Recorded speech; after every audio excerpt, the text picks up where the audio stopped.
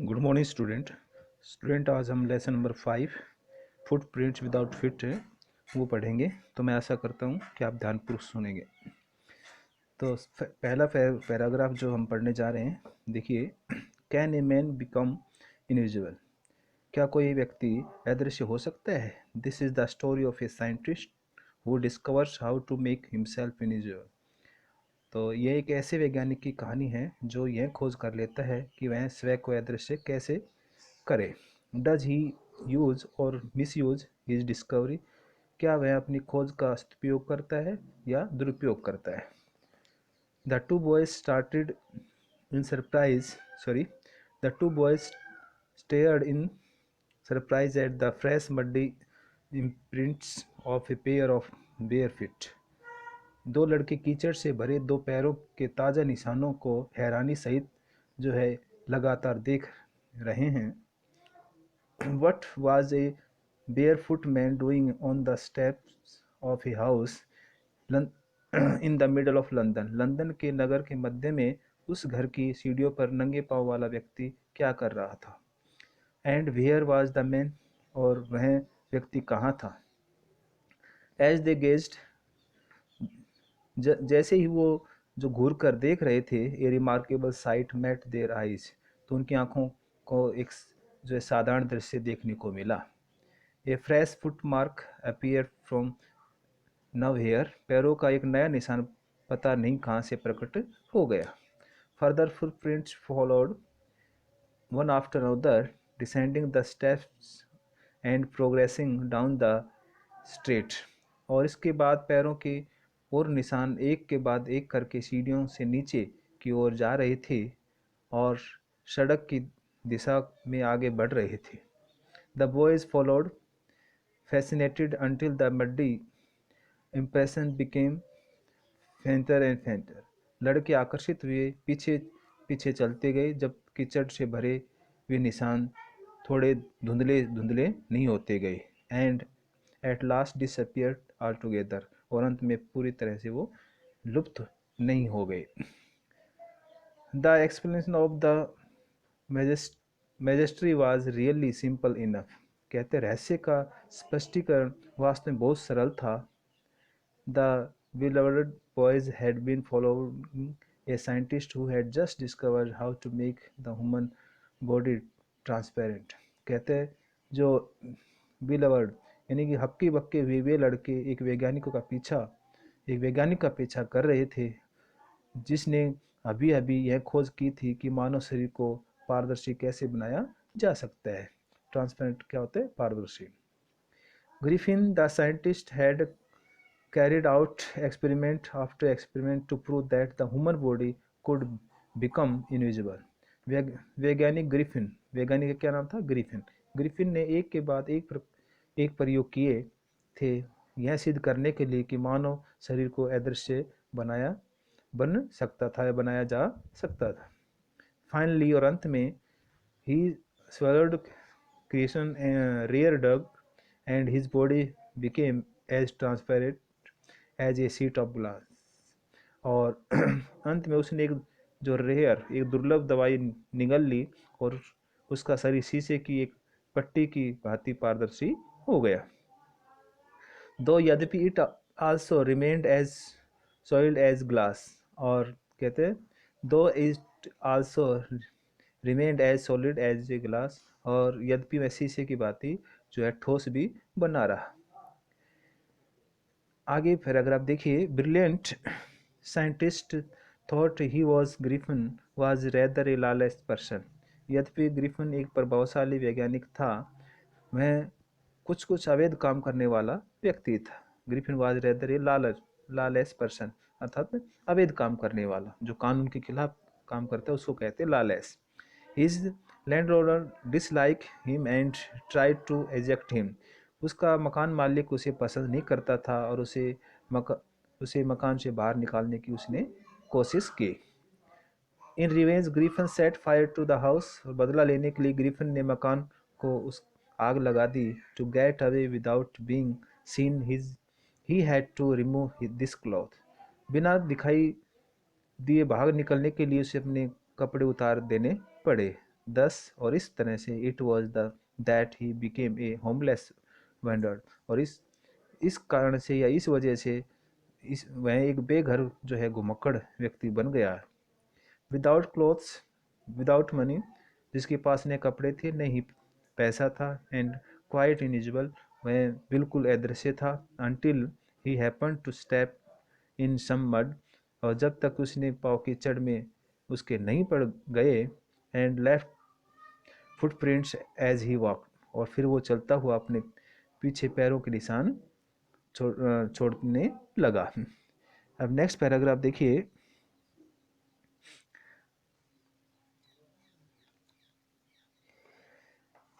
He escaped easily enough from the boys who followed his footprints in London, मैं काफ़ी आसानी से उन लड़कों से बच निकला जो लंदन में उसके पैरों के चिन्हों का पीछा कर रहे थे। But his adventures were by no means over, परंतु उसकी मुसीबतें अभी किसी तरह से समाप्त नहीं हुई थी। He had chosen a bad time of the year to wander about London without clothes, London में बिना वस्त्रों के घूम घूम घुमक्कड़ या घूमते हुए उसने बहुत सा बुरा समय अब चुन लिया था। अब देखिए, the air was bitterly cold and he could not do without clothes. अब मध्य जो इट वाज मिड विंटर, अब मध्य शीतकाल था। द एयर वाज बिटरली, और हवा बहुत ठंडी थी और कपड़े के बिना वो नहीं रह सकता था। Instead of walking about the streets he decided to slip into a big London store for warmth, और गलियों में इधर उधर घूमने की बजाय उसने गर्मी पाने के लिए किसी बड़े लंदन स्टोर में घुसने का जो है निर्णय कर लिया था। Choosing time arrived as as soon as the doors were shut, store बंद होने का समय आ पहुंचा। जो ही दरवाजे बंद हुए, Griffin was able to give himself the pleasure of clothing and feeding himself without regret to expense, Griffin खर्च की परवाह किए बिना वह जो कपड़े पहनने पहनने और अपना पेट भरने का आनंद लेने के योग्य हो गया। He broke open boxes and wrappers and fitted himself out with warm clothes, उसने डिब्बों तथा पैकेटों को तोड़कर खोला और गर्म कपड़े पहनकर पूरी तरह से तैयार हो गया। Soon जल्दी ही, with shoes and overcoat and a white brimmed hat, he became a fully dressed and visible person, overcoat और बड़ा चौड़ा जो किनारीदार टोप पहनकर वह पूरी तरह से वस्त्र पहना हुआ और नजर आया और व्यक्ति वो अब बन गया था। In the kitchen of the restaurant he found cloth, meat and coffee, और रेस्टोरेंट में के रसोई घर में उसने ठंडा जो मांस और कॉफ़ी मिल गई, और भोजन खाने के बाद उसने क्या किया देखिए। Bill with sweets and wine take from the grocery store, कहते हैं फिर देखो इसको, रेस्टोरेंट के रसोई घर में उसे ठंडा मांस और कॉफ़ी मिल गई, और भोजन खाने के बाद उसने पंसारे की दुकान में जाकर मिठाई खाई और वाइन का सेवन किया। Finally he settle down to sleep on a pile of quilts, और अंत में सोने के लिए जो है गद्दों के एक ढेर के ऊपर लेट गया। अब देखिए next, if only Griffin had manage to walk up in good time all might have been well, यदि मैं केवल समय रहते जाग उठता तो सब ठीक था। एज इट वॉज, किंतु हुआ ऐसा, he did not wake up until the assistants were already arriving next morning, किंतु हुआ ऐसा कि वह न जागा जब दुकान के कर्मचारी अगली सुबह वहां आना शुरू हो गए। When he saw a couple of them approaching, he panicked and began to run, जब उसने उनमें से दो को अपनी तरफ आते देखा तो वह घबरा गया और वहां से भागने लगा। द नेचुरली गेव चेज, स्वाभाविक रूप से उन्होंने उसका पीछा किया। In the end he was able to escape only he by quickly taking off his newly found clothes, अंत में मैं अपने नए प्राप्त हुए वस्त्रों को जल्दी जल्दी उतार कर फेंकने से बचने के योग्य फेंक कर बचने के योग्य हो गया। सो वंस मोर, और इस प्रकार एक बार फिर, he found himself invisible but naked in the chill January air. तो इस प्रकार एक बार फिर उसने स्वयं को अदृश्य पाया, किंतु जनवरी की जो ठंडी हवा में वो बिना कपड़े के था। अब नेक्स्ट पैराग्राफ देखिए।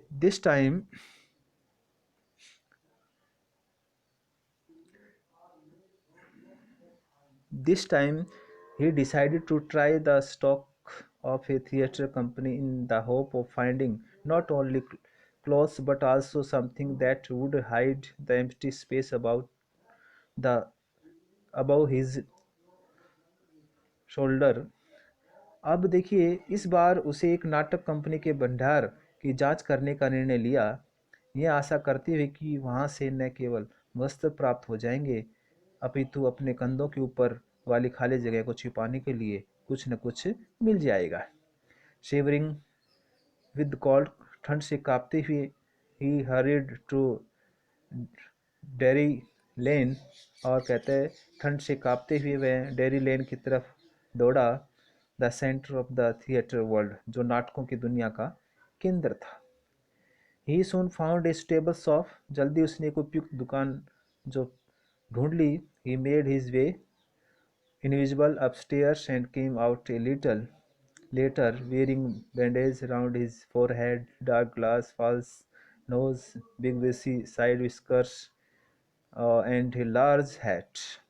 तो बेटा विस्कर्स होती हैं मूछ, और वह अदृश्य रूप से सीढ़ियों के ऊपर गया तथा कुछ देर बाद अपने सिर के पट्टियां बांधी, काला चश्मा, नकली नाक, बड़ी बड़ी घनी मूछें तथा एक बड़ा टोप पहने बाहर निकला।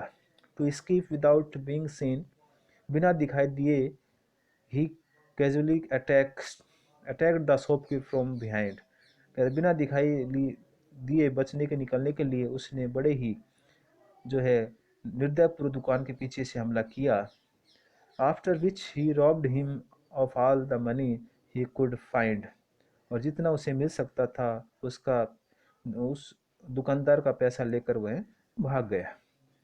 Eager to get away from crowded London, he took a train to the village of Epping, where he booked 2 rooms at the local inn। कहते हैं भीड़ भरे लंदन से दूर चले जाने को उत्सुक होकर उसने एक रेलगाड़ी पकड़ी जो इपिंग नामक गांव ले गई, जहां उसने स्थानीय सराय में 2 कमरे जो है वो बुक करवा लिए।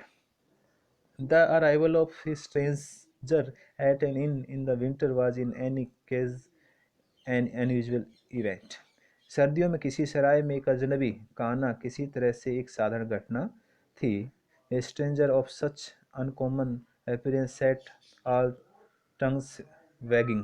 ऐसा साधारण शकल वाला अजनबी सभी लोगों की चर्चा का विषय बन गया।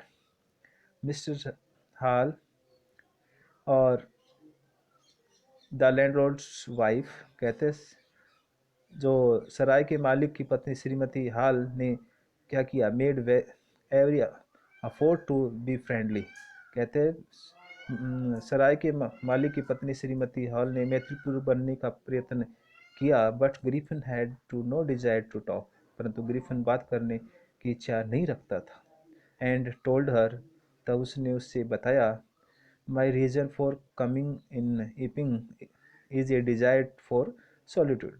कहते Epping आने का मेरा कारण है एकांत की इच्छा। I don't no wish to be disturbed in my work। मैं नहीं चाहता कि मेरे काम में कोई जो है डिस्टर्ब परेशानी करे। Besides, इसके अतिरिक्त an accident has affected my face। एक दुर्घटना के कारण मेरा चेहरा बिगड़ गया था, अर्थात बुरा हो गया था। तो स्टूडेंट आज हम यहीं तक पढ़ेंगे, कल आगे पैराग्राफ है उसको जो स्टडी करेंगे। तो मैं आशा करता हूँ कि आप ध्यानपूर्वक इसको पढ़ेंगे। Thank you.